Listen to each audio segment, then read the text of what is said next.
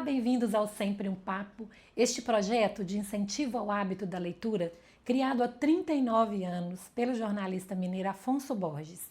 Esta edição do projeto é patrocinada pela CEMIG, por meio da Lei Estadual de Incentivo à Cultura de Minas Gerais.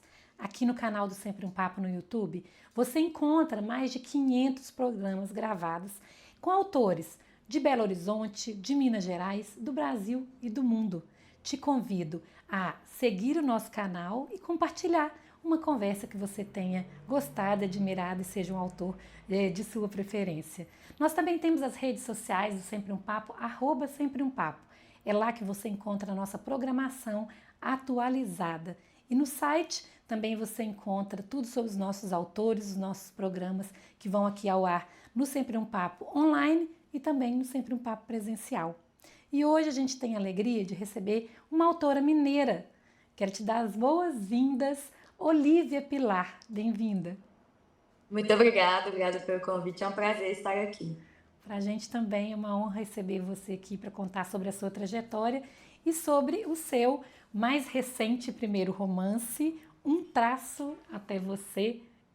Olívia, eu vou te convidar e a quem está nos vendo para assistir um vídeo institucional da CEMIG, que é a nossa patrocinadora, e daqui a pouquinho a gente volta e inicia nosso papo. A cultura é uma força que ilumina a vida das pessoas. A cultura é uma energia que gera movimento, energia que conecta, aproxima, emociona, que toca cada um de nós de um jeito diferente. A cultura é tudo aquilo que transforma. A CEMIG, maior incentivadora da cultura de Minas, aplaude de pé este espetáculo.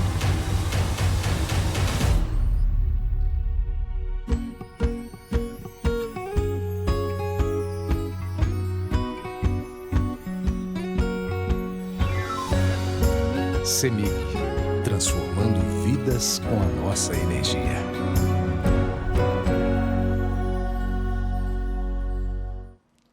Agora sim a gente volta para iniciar a nossa conversa com a Olívia Pilar, que é escritora, mestra e doutoranda em comunicação social pela UFMG. Busca trazer representatividade para suas histórias que têm protagonistas negras e garotas que gostam de garotas. Publicou 5 contos de forma independentes, entre eles Quando o Sol Voltar e Entre Estantes. Também participou de diversas coletâneas e antologias, como Flores ao Mar, Todo Mundo Tem Uma Primeira Vez, De Repente Adolescente e Sobre Amor e Estrelas e A Cabeça nas Nuvens. Um Traço até Você, que é o romance que a gente vai falar hoje aqui no Sempre um Papo. Ele é editado pela Intrínseca Editora e é o livro de estreia da Olívia. Bem-vinda, é uma alegria para a gente ter você aqui, Olívia. Obrigada. É uma alegria para mim estar aqui. A Olívia disse que já conhece Sempre um Papo, né, Olívia, de momentos presenciais. Você já esteve com a gente em algum dos eventos? Tive em um encontro, só não vou lembrar agora quem era o autor convidado, assim, mas eu lembro que faziam-se muitos encontros aqui em BH, né, no começo do projeto, há uns anos. Sim, a gente tem feito, continua fazendo. Nesse ano de 2025, a gente está realizando os encontros na Biblioteca Pública, aqui na Praça da Liberdade, no teatro, né? Bem bonito que eles têm lá. E também temos realizações em São Paulo, na cidade de Paracatu, e também agora a gente vai estrear em Brasília, retornando a Brasília. São muitos anos de história, né? 39 anos, esse trabalho de formiguinha, que é levar a literatura, trazer o autor para contar um pouco sobre a sua trajetória, que esse incentivo ao hábito da leitura é tão importante, né, Olívia? Sim, é muito legal o projeto. A ideia de vocês é muito, muito massa. Olívia, vamos iniciar a nossa conversa contando um pouquinho sobre a sua trajetória, né? Sobre lá na infância, seus primeiros encontros com a leitura, com o livro, né? Se você recebeu um incentivo, se a sua escola já trazia esse incentivo à leitura, Como que foi sua busca? Como foram suas primeiras escritas? Conta um pouquinho pra gente sobre isso, antes da gente entrar no seu livro em si. Eu me considero uma pessoa que foi privilegiada nesse sentido, assim. Os meus pais são professores, assim, hoje eles estão aposentados, mas ambos são professores, né? E minha mãe de português, meu pai de história. E é engraçado que, assim, minha mãe trabalhou com literatura, então, obviamente, ela gosta de ler, gosta de muitos escritores brasileiros, mas o meu pai é uma pessoa obcecada por leitura, assim. Ele lê um livro por dia, se deixar. Lê muito rápido e tudo mais. Então, a gente sempre teve meio que uma mini biblioteca em casa. Então, eu tive contato com leitura muito, muito cedo. Fora isso, minha mãe assinou Turma da Mônica para mim quando eu era criança. Então, eu comecei a ter contato com essa literatura desde sempre. E aí, na escola eu tive bons professores também, assim. Professores que sempre valorizaram a literatura, então a gente tinha que ler muito durante o ano. E assim, a gente tinha uma cota mínima de livros por semestre, mas eu gostava de ler todos. Então eu lia todos os livros da lista, assim. Então eu sempre fui muito privilegiada nesse sentido. E aí, eu sempre gostei de escrever, assim, eu escrevia quando criança, e hoje eu acho que eu escrevi um pouco fanfic, né, que eu assisti um filme e escrevi a minha versão daquela história de filme, assim, uma coisa meio boba, infantil mesmo, mas estava ali aquela vontade, assim. Mas aí acabou que esse desejo, essa prática da escrita acabou se perdendo um pouco na minha vida, e eu fui para o outro lado, que foi fazer jornalismo, né? Que ainda é escrever, mas não necessariamente ficção.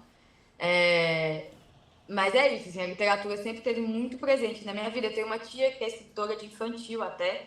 Então, assim, tem um pezinho, sempre um pezinho na literatura. Vamos falar de sua tia, quem que é? Chama Patrícia Santana, ela publicou alguns livros infantis, publicou pela Mas Edições, que é uma editora daqui de BH, né, que publica autores Sim, a Masa. negros. E, e é isso, aí ela lançou até recentemente, acho que foi ano passado, um livro pela Letria também. E ela também é professora, também aposentou, e agora ela está vivendo essa vida assim de full time na escrita, né? Ai, que legal.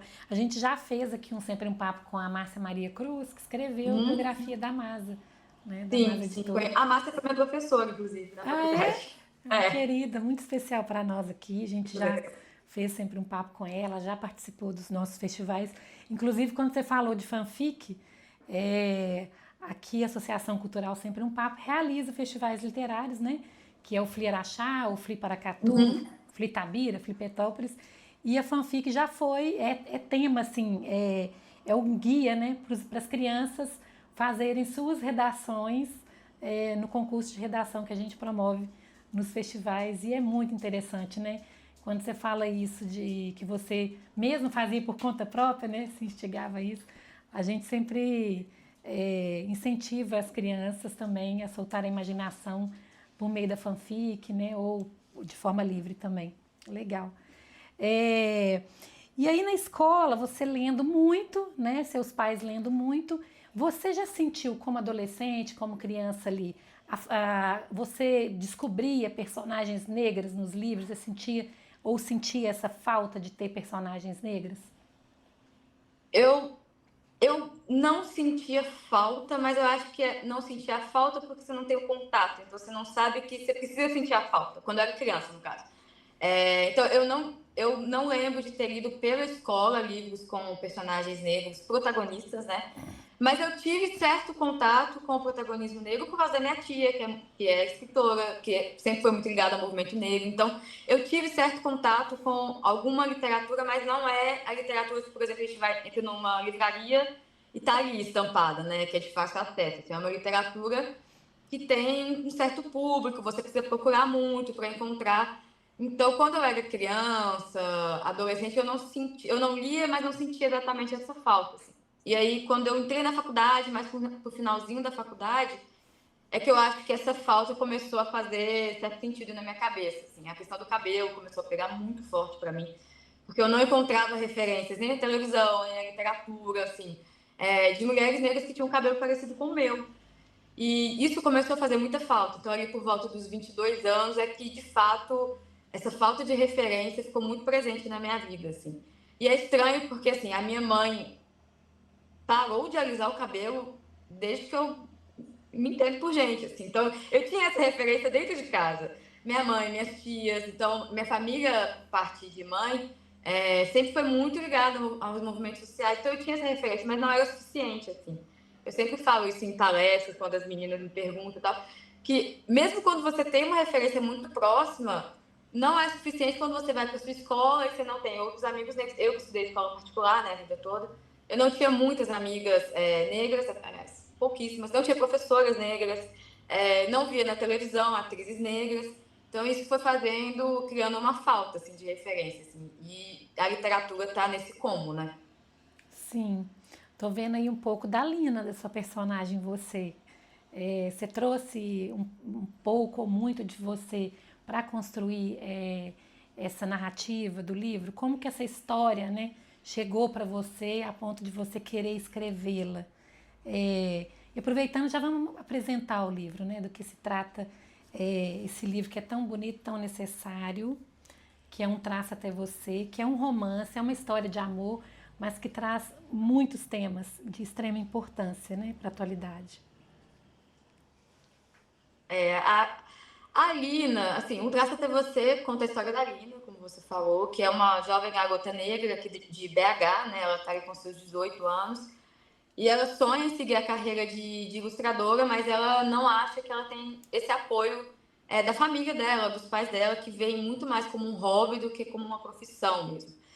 E aí ela quer fazer um curso de desenho no Chile, ela não tem como, mesmo a família dela sendo de classe média alta, classe rica, e ela começa num estágio no curso de administração, que é o curso que ela faz na faculdade. E nesse estágio ela vai se deparando com algumas situações, algumas questões que ela não entende muito bem a princípio, ali, né? Que são as microagressões racistas diárias que jovens negros passam. E a Elsa, nossa outra garota negra da capa, chega para ajudar a Lina nesse processo, mas eu acho que ambas se ajudam, né? Ao decorrer da trama, assim, né? A Elsa é uma artista também, mas já das palavras, né? Ela faz poemas, declara versos. E ela é muito mais ligada às questões, ela já passou por esse amadurecimento racial, então ela entende muito mais do que a Lina está passando ali. E uma vai ajudar a outra, assim, nesse sentido, e acaba que também que é uma história de amor ali entre as duas, assim. Eu acho que a Lina, a única coisa muito parecida comigo que a Lina tem é exatamente isso, assim, a nossa vivência de... Eu estudei escola particular, a Lina também, eu demorei muito tempo para entender que várias coisas que eu passava no dia a dia, várias coisas que eu sentia, eu estava muito ligada à minha cor, ao fato de eu ser uma garota negra, ao fato de eu ser uma minoria ali na minha sala, na escola, no geral, ao fato de eu entrar na escola e ver muito mais pessoas parecidas comigo na cantina, na limpeza, na segurança, do que me dando aula lá na frente da sala, né? Então, eu acho que a Lina, ela passou por esse processo, ela foi até um pouco sortuda, eu acho, antes de mim, assim. Lá, ali, quando ela entrou na faculdade, eu demorei mais tempo, assim. No meu caso foi, até mesmo na faculdade, passei pela mesma coisa, de não ter... A Márcia foi uma das poucas professoras negras que eu tive, acho que eu tive duas durante o curso de jornalismo. Então, eu demorei muito a entender a cair essa ficha. Então, a Lina tem essa parte parecida comigo, mas acho que só, assim, a personalidade é bem diferente. Eu tentei dar uma pincelada um pouco de referência minha na história, mas fazer com que a personalidade da Lina fosse diferente de mim, da Elsa fosse diferente, mas não tem como fugir muito do que a gente vive, né? Assim, eu escrevo contemporâneo, então acaba que tem um pouco da minha vida nas histórias, nas personagens, no dia a dia, no cotidiano delas ali. É, isso de você dizer que a sua ficha demorou a cair, né? Você acha que uma literatura, uma educação antirracista, trazer esses temas para a sala de aula, né? Que você não teve, né?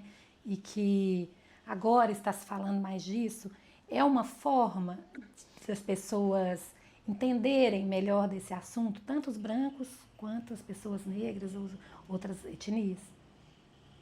Eu acho que é um dos caminhos, assim, necessário e eu diria quase obrigatório, né? A gente precisa falar, a gente precisa nomear algumas coisas, porque quando a gente não nomeia, é como se elas não existissem, né? Então é importante a gente falar sobre, é importante a gente nomear.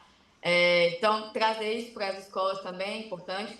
Mas eu acho que não é a única coisa que dá para ser feito, né? Porque aí quando a pessoa, a criança olha para aquele professor e não se vê representado, olha para o lado e não vê uma amiguinha como ela. Aí chega em casa, liga a televisão, não vê uma novela com uma protagonista que parece com ela, vai ler um livro, não tem uma protagonista na capa que parece com ela ou que tem uma história parecida, isso acaba atrapalhando um pouco o que está sendo feito na escola, por exemplo. Assim, eu acho que deveria ser tudo feito em conjunto, né? Assim, a gente fala de representatividade, e representatividade é isso, todas as camadinhas da vida de uma criança em que ela possa encontrar uma referência, né? Então, assim, é importante a gente falar sobre questões raciais dentro da sala de aula, falar sobre um histórico de racismo estrutural que a gente tem no Brasil, né? Explicar também por que existe essa falta de referência, né? De onde vem, existe um motivo por que a gente não encontra essa falta de referência, mas acho que tudo deveria ser feito em conjunto, assim, talvez, para ser um plano que tenha mais sucesso, assim. Uhum. É um papel também, é político, é social, né? Mas é também da família, né? Em um das partes do livro aqui, a Elsa fica abismada da Lina não ter falado sobre isso, né? Quando ela passa por uma situação, numa passeata de racismo, e ela fala, mas seus pais, né? Você nunca teve essa conversa, né? E aí o próprio irmão da personagem, né, também passa por isso na escola, por um colega falando do cabelo dele. Então você acha que falta também famílias negras falarem sobre esse assunto mais abertamente? Falta, e eu acho que falta também todo mundo falar abertamente, para que isso não cause um estranhamento, não cause certa vergonha, e medo também, porque eu acho que no caso da Lina, os pais ali achavam que não falar sobre era a melhor forma de proteger. E ao contrário, né? Quando a gente deixa de falar, a criança não entende o que está passando, vai levando aquele sentimento. A Lina tinha mágoas de infância que ela levou para a juventude, assim. Então, eu acho que se os pais dela tivessem conversado com ela, falado, explicado como é o mundo, assim, de um jeito que dê para conversar com uma criança, ela talvez, quando chegasse na faculdade, entenderia melhor o que estava passando, assim, que eu acho que é o que ela tenta fazer com o irmão dela, né? O irmão dela não passar pela mesma situação. Então, eu acho que você falar, você abrir o jogo, você explicar, acolher, né? Acolher é muito importante também. Nem sempre a gente ir com armas na mão é o melhor jeito. O acolhimento também é muito, muito importante, né? Porque a gente tem essa ideia de que crianças negras aguentam tudo, né? Então, acho que acolher também é muito importante. Acho que, sim, falar é um bom caminho, assim, é uma boa solução. Principalmente entre quem você confia, né? Você confia nos seus pais, você confia na sua família. Então, se a sua família te acolhe, te explica, diz que você não tá viajando, que isso não é uma ilusão, assim, aconteceu de fato, e nomear o que aquilo está acontecendo, acho que é um bom caminho, assim. Uhum. E de onde que vem essa afirmação, assim, de que lugar, né, para você, de que crianças negras aguentam tudo? A própria Lina, né, ela tem esse sentimento, né, antes de procurar uma ajuda. Então, algumas pesquisas, na verdade, que já foram feitas sobre crianças negras, eu não vou lembrar agora detalhes, mas tem uma pesquisa que diz que meninas negras, elas amadurecem mais rápido, assim, que com 10 anos elas já são vistas como adolescentes, como adultas. E a verdade é que elas são crianças, né? Assim, com 10 anos elas são crianças como qualquer outra. Então, tem essa ideia construída de que pessoas negras, mulheres negras, meninas negras, elas suportam mais dor, por exemplo, assim, aguentam mais os trancos da vida, precisam de pouco apoio, precisam de pouco acolhimento, assim. E não é verdade, né? Assim, a saúde mental da população negra é ruim exatamente por essa crença de que a gente não precisa de terapia, por exemplo, que a gente aguenta. Então, eu acho que existem estudos sobre isso, assim, já. Uhum. Voltando um pouquinho aqui para a parte da criação, né, da literária, a própria Elsa, que, né, é uma escritora, ela passa por situação de que... situação não, de sentimento que muitos autores passam. Eu queria ver se a Olivia também passou por isso, né? Que é de mostrar os primeiros textos, né? De deixar o outro ver, de sentir vergonha, talvez, de mostrar, de achar que o outro não vai gostar. Como é que é esse processo da Olivia, assim? Eu acho que acho que o que me aproxima da Elsa é exatamente isso, assim. Eu acho que é um sofrimento diário, talvez. Eu estava até conversando esse final de semana que o meu maior questão, assim, quando perguntar qual a maior dificuldade de ser escritor e tal, tem várias dificuldades de ser escritor no Brasil, assim. Mas para mim, a mais difícil é vencer a minha própria insegurança de colocar uma palavra no mundo, de contar uma história, de achar que essa história ela vai ser lida por alguém, assim. Como Traça Até Você, ele demorou... Eu escrevi ele em 2021, mas ele só foi publicado em 2023, né? Então foram 2 anos, assim, e eu sou uma pessoa muito ansiosa, foram 2 anos, assim, de muita ansiedade, pensando, tá, mas quando foi publicado, será que alguém vai querer ler? Será que essas palavras vão tocar alguém? Será que esse livro tem uma história legal? Será que eu exagerei em alguns pontos? Será que eu faltei contar alguma coisa, assim? Então, acho que essa insegurança de mostrar o que você fez, o seu lado artístico para o mundo é muito complicado. Eu demorei muito tempo, por exemplo, para falar... me perguntava, o que você faz da vida e tal. Eu demorei muito tempo para colocar a coisa de, sou escritora, assim, nessa fala, sabe? Tipo, de falar, eu sou escritora. E esperar a reação do outro, assim. É quase uma vergonha, talvez. E eu acho muito também porque é uma profissão um pouco valorizada, né? Assim, as pessoas veem muito mais como um hobby do que como uma profissão. Então, isso é o que me aproxima muito da Elza nesse sentido, assim, esse medo, essa vergonha, essa apreensão de falar para o mundo sobre a história que você está escrevendo. Vamos falar um pouquinho também do seu processo de criação, como que você costuma escrever, né? Como foi o processo desse livro, que você falou que foi 1 ano para escrever? É pouco, viu? Que bom. Não, foi bem menos. Para É. escrever foi bem menos. Eu escrevi ele em 2 meses. Mas a história estava na minha cabeça. Eu estava fazendo mestrado nessa época. Eu defendi a dissertação em 2021, né? Qual Só que que foi o quando tema do seu mestrado? o meu mestrado, eu fiz mestrado em comunicação na FMG, e aí eu estudei a diferença entre representação e representatividade, olhando através das protagonistas negras, as personagens negras, na verdade, de Malhação Viva a Diferença, que foi a temporada 2017 e 2018. Assim. Então eu olhei para o audiovisual para falar sobre a questão de gênero, de raça, e tentar conceituar o que seria representatividade. Assim. E aí eu defendi em 2021 e eu precisava defender rápido porque eu já tinha passado o processo para o doutorado, né? Só que a história de Um Traço Até Você já estava rondando, assim, a minha cabeça. Já estava rondando há muitos meses, assim. Começou a vir na minha cabeça ali por volta de 2020, finalzinho de 2019. Só que eu não conseguia parar e sentar e escrever, assim. Porque eu tenho uma certa dificuldade de virar a chavinha, né, da vida acadêmica para a vida literária, assim. E eu precisava escrever a dissertação. Então eu deixei para fazer o livro depois que eu defendesse. E aí escrevi muito rápido, assim, porque eu planejei, falando um pouco sobre o processo em si, eu planejei muito, assim, não é sempre que eu planejo tanto, mas eu planejei cada capítulo, cada personalidade, cada vida anterior daquela personagem até chegar naquele ponto da história. Planejei tudo, assim, e aí foi fácil escrever, eu acho, assim. Como eu já tinha planejado cada pedacinho, quando eu tive tempo, eu fui lá e foquei na história, escrevi e saiu em 2 meses. Assim. Então, para um primeiro romance publicado, né, porque eu já tinha até engavetado um, foi até fácil. Assim. Eu acho que o fato dessa história ter ficado tanto tempo na minha cabeça... Amadureceu. Amadureci. Na hora de sentar, eu já tinha todo o caminho planejado, do começo ao fim da história.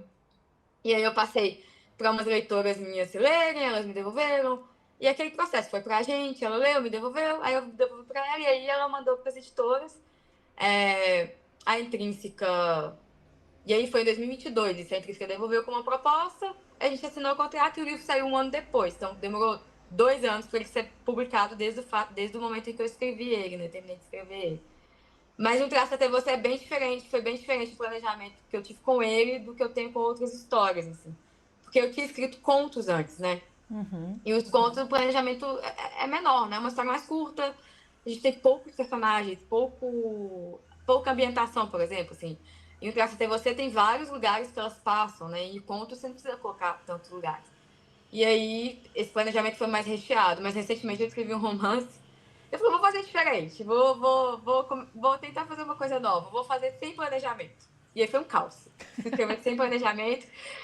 Escrevi muito, assim, 1 semana eu escrevi muito, porque tava naquela sede, né, de contar a história. Só que como tava sem planejamento, quando acabou aquela coisa que a gente tem, que é a pura criatividade, né, mais a criatividade do que o trabalho diário. Então, acabou a criatividade, eu pensei, tá, e agora? Por onde que eu vou essa história? Porque eu não planejei.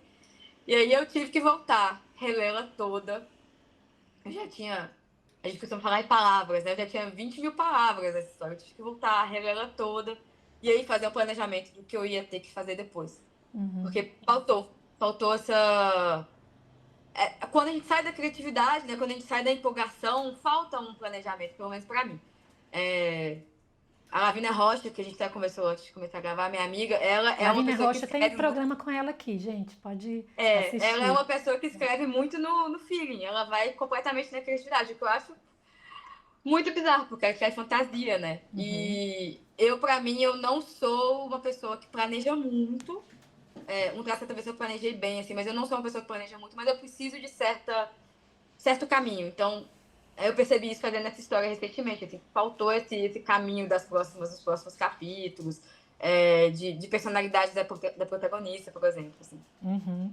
E você chegou a fazer algum curso de escrita criativa ou de planejamento para romance? Porque a gente sabe que tem esses planejamentos, né? O Rafael Montes, por exemplo, sempre um papo que eu fiz com ele, ele fala que ele entende esse processo seu também, que você falou, que eu tive que ler tudo, né?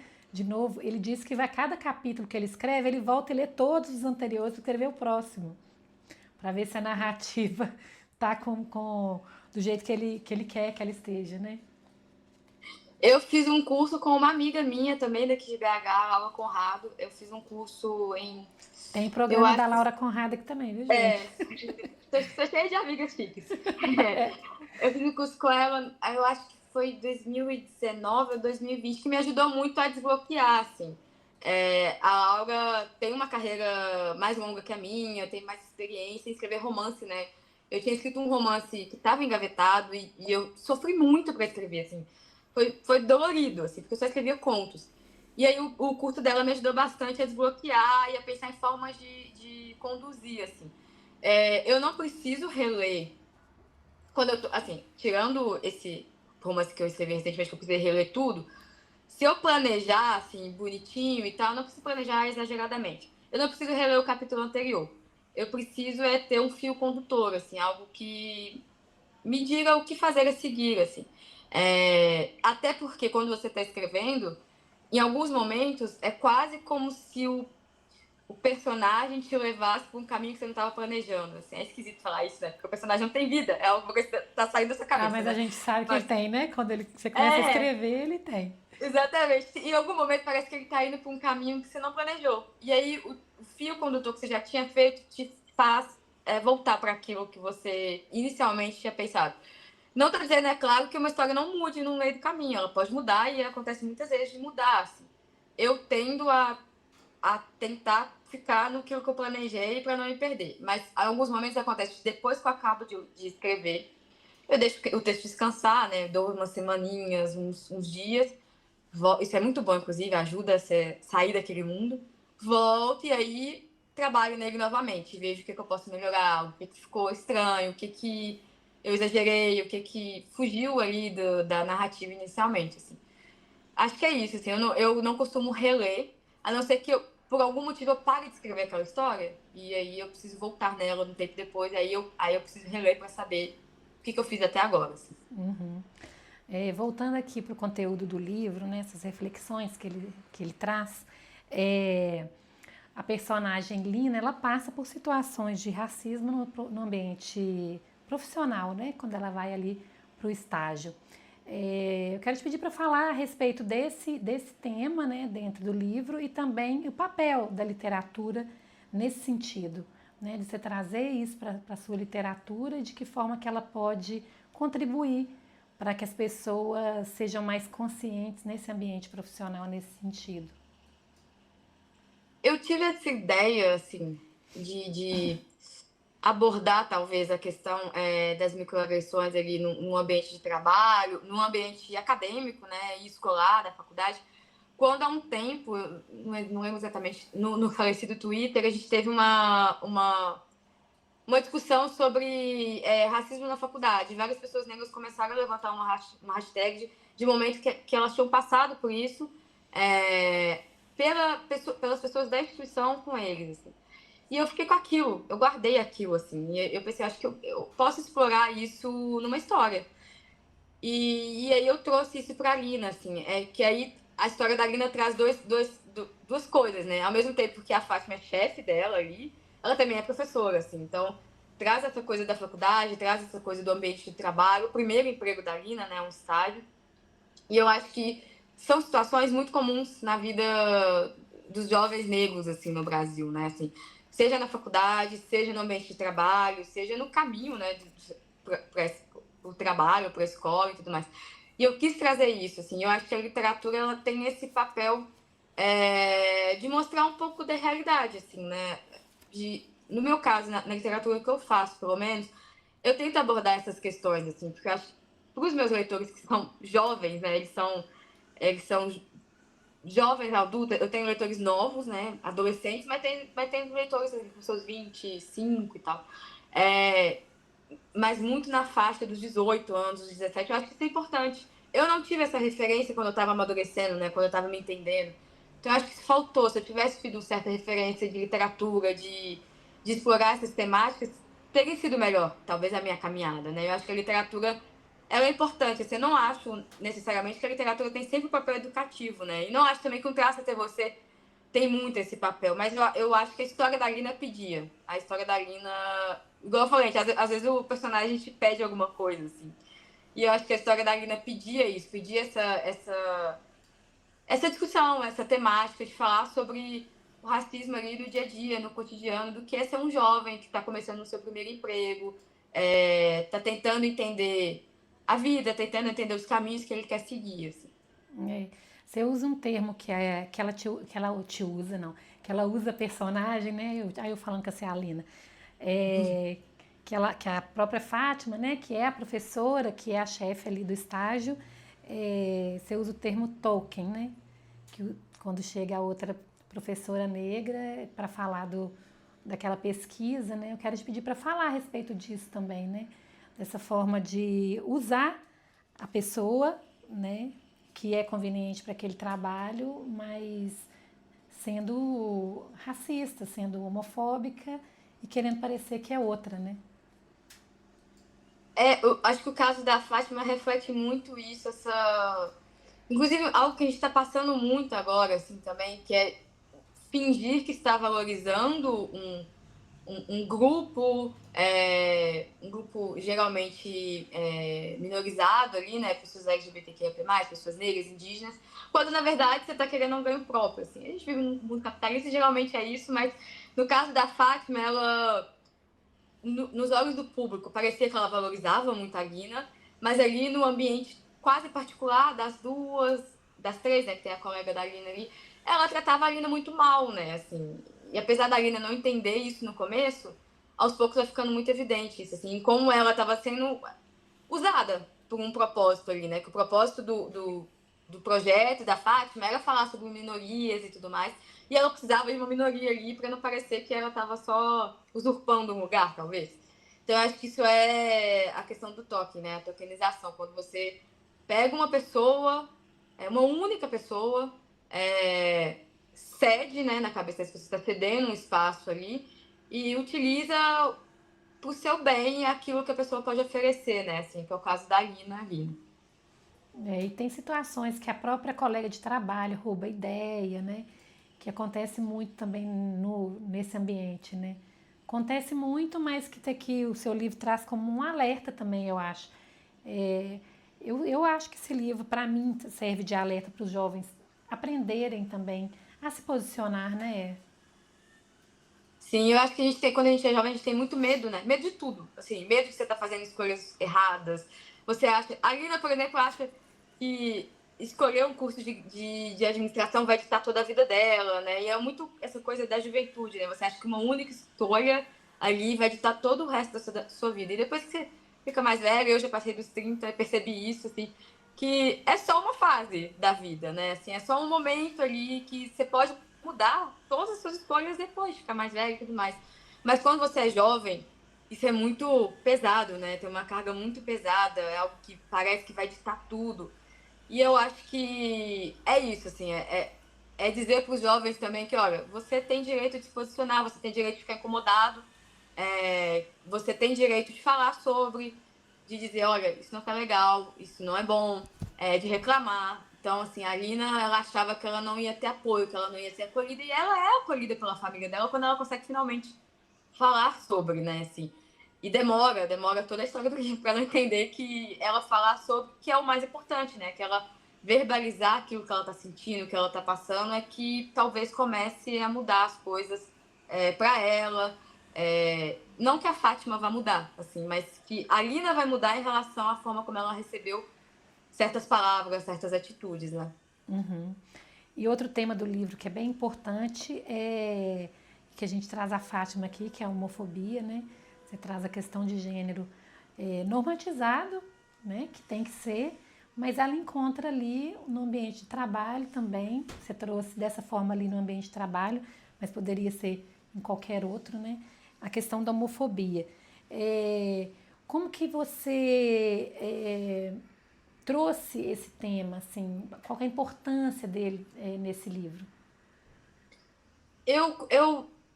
Todas as minhas histórias, né, como você falou na minha biografia, assim, sempre são sobre meninas que descobrem ou já sabem que são apaixonadas por outras meninas, assim.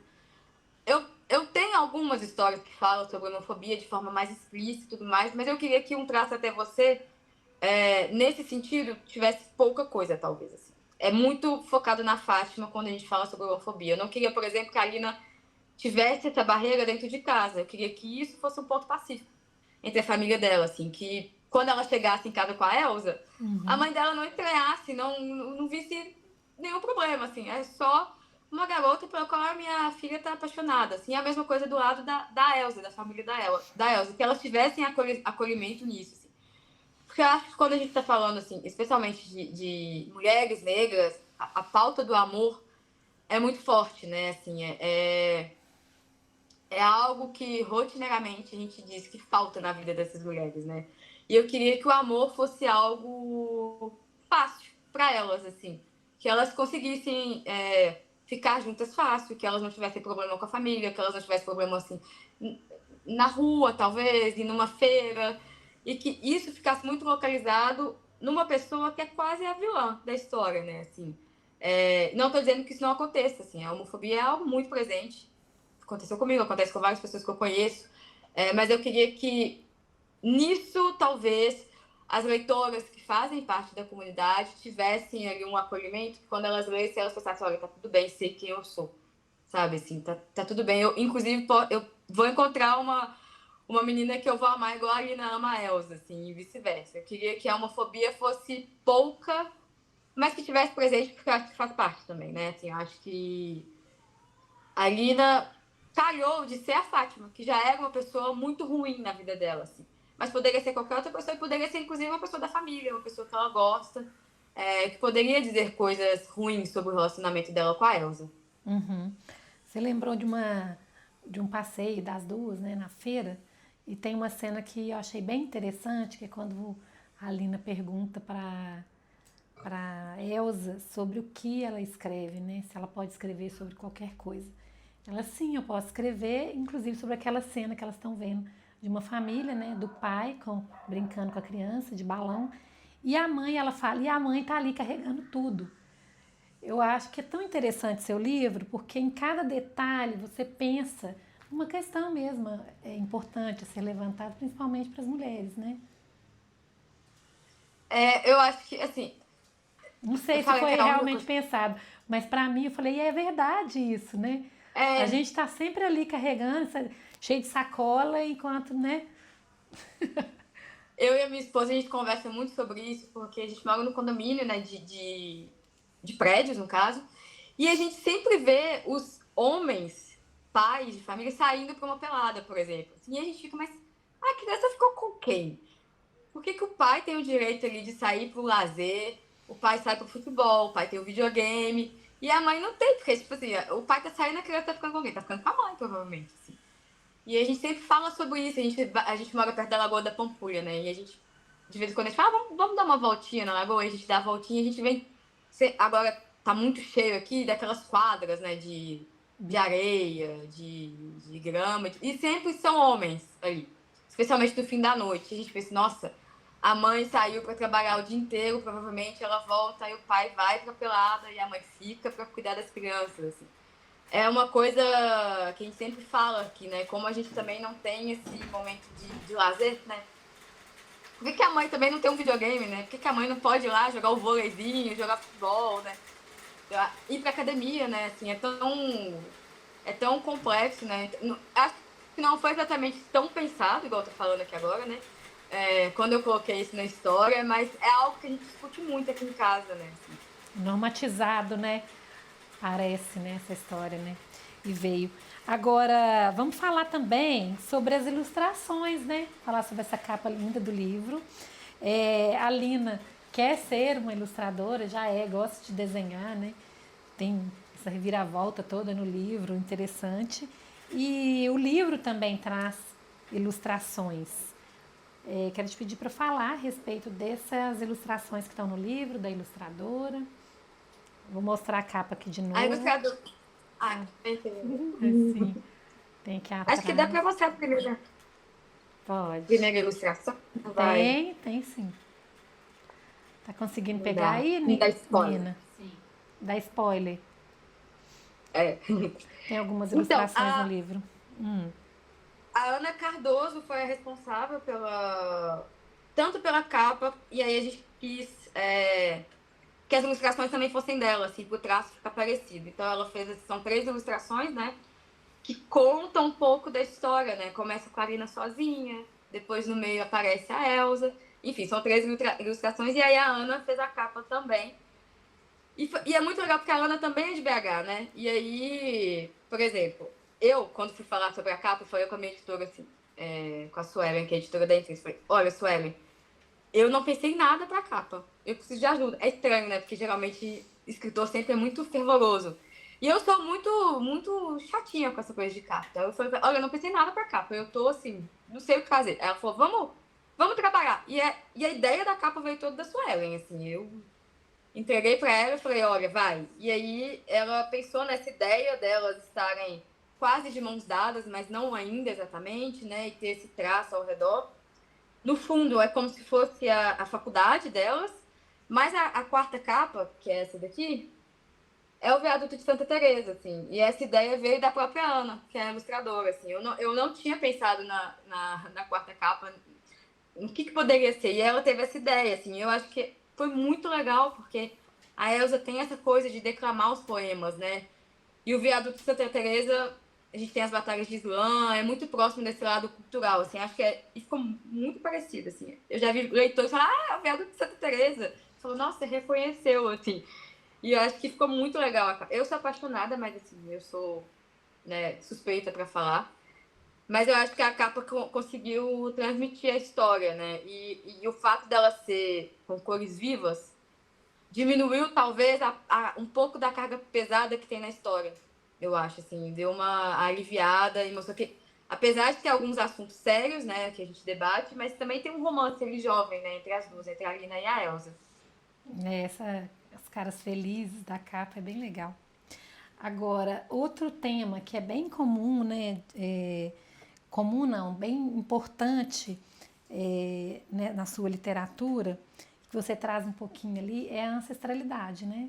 Por meio da família da avó, né? Da Elsa, e que ali nos agradecimentos você lembra a sua avó, a Merina, né? Que tem aquela força da família da Elsa, que você mesmo fala que lembra a sua família. Então, eu quero te pedir para falar um pouco disso, assim. É engraçado, porque quando eu tava escrevendo Um Traço Até Você, a minha avó, a Merita, ela tava viva, foi em 2021, no comecinho de 2021 que eu tava escrevendo, né? E aí eu escrevi a avó da Elsa, muito parecida com a minha avó, assim, como uma homenagem mesmo, pensei, nossa, minha avó amava ler, amava contar histórias, assim, uma das últimas coisas que ela fez, inclusive, foi escrever a história dela, pra uma prima minha, assim, e ela gostava muito de contar histórias e tudo mais, eu pensei, nossa, ela vai ler essa história, ela vai se reconhecer. E aí, infelizmente, minha avó faleceu no final de 2021, no Natal. E ela não pôde ver Um Traço Até Você, mas aí eu fiz questão de homenagear ela ali dedicatória do livro, assim. E também homenagear a minha família, especialmente a minha família por parte de mãe, que essa família... Minha família por parte de mãe não é matriarcal totalmente, assim, eu tenho um avô que está vivo, inclusive, mas por muito tempo meu avô morou em Brasília, então a gente tinha minha avó como referência, né? E eu tenho minha mãe, minhas 2 tias e meu tio. Então eu acho que um pouco a minha família é um pouco sim matriarcal, assim. Tem uma diferença de idade entre meu tio, que é o caçula, até minha mãe, assim, uma diferença grande de idade e tudo mais. E aí minha avó, por exemplo, que entregou um panfleto de concurso para minha mãe e falou: olha, estuda. Minha mãe foi lá e passou com o concurso com 18 anos. Minha avó trabalhava de faxineira no prédio da Faculdade de Direito da UFMG, assim. E depois a filha dela, que a minha tia passou, 2, né? As 3, na verdade, passaram na UFMG, cada uma com seu curso. Então a minha família, a minha avó foi muito responsável pela minha família materna ser muito diferente de outras famílias negras, né? Assim, eu estou no doutorado, mas eu vou ser só a terceira doutora da minha família. Minhas 2 tias já são doutoras, elas já fizeram doutorado. Minha tia é escritora, então minha mãe fez pós-graduação, então a minha avó, meu avô, eles foram muito responsáveis por esse lado muito ligado à educação, talvez, assim, da minha família. Com que fez com que a gente fosse muito diferente, eu tivesse vários privilégios e vantagens por causa deles. Então eu queria trazer um pouco disso, assim. E a parte divertida também, a cena do churrasco, que elas estão lá cantando Djavan, é uma lembrança muito forte que eu tenho de quando a gente foi numa festa de família e tinha karaokê e elas cantaram Djavan. Minha avó, minha mãe, minhas tias, elas nem lembram disso. Eu contei isso pra elas. Eu disse: vocês lembram quando vocês cantaram Djavan? Flor de Lis, inclusive. Vocês lembram desse dia? E elas falaram: não. E eu falei: nossa, mas isso tá na minha cabeça, assim, gravado. Aquela coisa de criança, né? Você guarda aquela imagem. E aí eu quis colocar muito isso, assim. E a coisa da avó da Elsa ser essa pessoa sábia, confidente, de conselhos, é uma coisa muito forte da minha família, assim. A gente tem nessas mulheres essa coisa de ir atrás, de ser aconselhada, de conversar. Então eu quis homenagear, assim. Acabou que virou, de fato, uma homenagem mesmo, né, com o falecimento da minha avó. Mas foi bom, assim, quando eu escrevi não sabia o que ia acontecer, mas tá lá essa homenagem, né, assim. Acho que a minha avó, assim como a avó da Elsa, foi a grande responsável pelos cursos da família, assim, né? E eu acho que nisso a família da Elsa representa muitas famílias também, né? Tem essa coisa ancestral, matriarcal, das famílias de mulheres negras serem muito fortes, né? Assim. É isso. É. E ela tem, vou até ler aqui uma parte, ela faz um diálogo, né? A avó da Elsa fala para Lina, né? Em um momento do livro, que não é porque você tem dinheiro que você não é preta. O dinheiro não muda a cor da sua pele e as pessoas vão fazer questão de te lembrar isso. Por que você trouxe esse diálogo para o livro? Eu acho que eu trouxe isso porque isso faz parte um pouco da minha vida, né? Eu sou de classe média, então eu tive uma vivência muito rodeada de pessoas brancas. Então, isso fez parte muito da minha vida, assim, de entender que, mesmo eu sendo uma pessoa negra, estando naquele lugar privilegiado, mas eu era diferente, assim, as pessoas me olhavam diferente, as pessoas me tratavam diferente, e assim como a Marina, eu demorei muito tempo para perceber.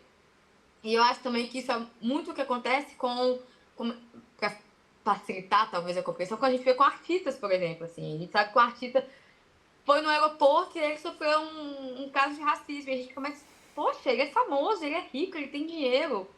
Como que isso aconteceu? E aconteceu porque a pessoa, mesmo sendo rica, famosa, tendo dinheiro, ela é uma pessoa negra, ela é diferente, ela é vista como diferente, ela é encarada como diferente. E eu quis trazer um pouco disso, porque a gente tem, inclusive, a gente teve, né, uma ascensão, por exemplo, de muitos jovens entrando na faculdade, assim. E muitos jovens negros entrando na faculdade. Mas isso não muda o fato de que eles são pessoas negras na faculdade, né? Que é o caso da Lina, assim. E aí eu quis trazer essa questão. Uhum. E agora a gente está chegando aqui próximo já do final da nossa conversa. Que pena. Tá boa demais. Eu quero te pedir para falar o que você sente, né? Que esse livro vem trazendo para as pessoas, né? E te pedir para deixar as suas considerações finais aqui também. E daqui a pouco, depois que você falar disso, eu vou te pedir para falar dos seus próximos projetos, do que está acontecendo agora. Ah, o Graça Até Você está sendo uma delícia, assim. Eu estou recebendo muitos feedbacks positivos, mas para mim o mais especial é chegar em eventos, assim, igual sábado eu participei de um clube do livro, que é o Clube do Livro de BH, né? Fazer Sim. falar sobre. E no final a gente teve a oportunidade de autografar e tal. E aí a minha fila de autógrafos tava cheia de meninas negras, assim, que vieram e falaram comigo algumas leituras que eu já conheço. E isso está sendo muito frequente, né? No Rio também, ano passado, eu participei da Ler, né? Que é um evento grande lá do Rio. E a mesma coisa, muitas meninas negras. E isso para mim é muito especial, assim. Eu acho que é um livro, quando eu escrevi, eu não escrevi pensando que só pessoas negras podem ler. Inclusive, eu acho que todo mundo deveria ler, né? Mas que quando eu vejo meninas negras lerem falando, eu me senti muito representada, eu me vi na capa, eu me vi na Lina, eu me vi na Elsa, isso é muito especial pra mim, assim, porque é algo que eu senti muita falta quando eu era jovem, quando eu tava me entendendo, quando eu tava me descobrindo e quando eu me apaixonava por um livro, eu pensava, é lindo esse livro, mas falta, né? Falta uma ligação ali. Então, o Traça Até Você tá me trazendo muita coisa especial, especialmente pelo primeiro livro. Eu ganhei um prêmio, inclusive, de melhor romance publicado de 2023, Prêmio Loba Festival. E foi uma surpresa, assim, não imaginava, porque eu acho que é um livro jovem, que tem uma capa jovem, e acho que isso acaba afastando também algumas pessoas, né, assim, de lerem ele, talvez. Acho que ele acaba indo pro público que é o público jovem, mas acaba afastando, tem pessoas negras na capa, então, assim, tá sendo uma surpresa, mas surpresas boas, assim. Os feedbacks estão sendo muito positivos. E aí fala pra gente agora dos seus projetos atuais e futuros.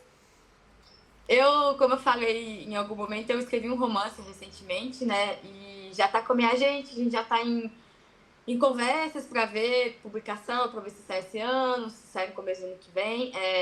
É um romance bem diferente de Um Traço Até Você. Assim, bem diferente, o que eu digo é que, primeiro, eu fiz sem planejamento. Segundo, ele é em duas vozes, né? Então, seria como se fosse a Lina e a Elsa contando a história, mas são outros personagens. Mas também se passa em BH.